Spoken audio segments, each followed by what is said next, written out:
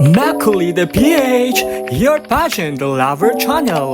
Mag-subscribe ka na!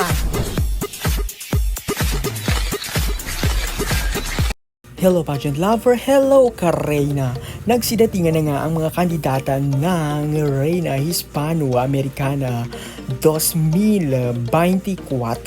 Nandito na nga ang pambato ng Pilipinas na si Michelle Arceo na isa na rin sa dumating sa bansang Bolivia para sa nalalapit na pageant. Mahigit 30 candidates ngayon ang maglalaban-laban ngayong edisyon ng Reyna Hispano-Americana 2024.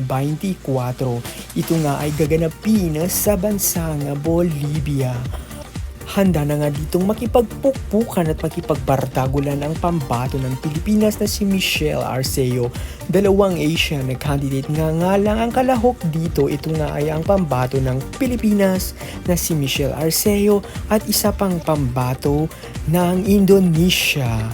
Kaya naman ating pakatutukan at pakasubaybayan at suportahan ang pambato ng Pilipinas na si Reyna Filipinas Michelle Arceo sa kanyang journey sa bansang Bolivia upang makasungkit ang ikalawang Reyna Hispano-Americana title para sa Pilipinas.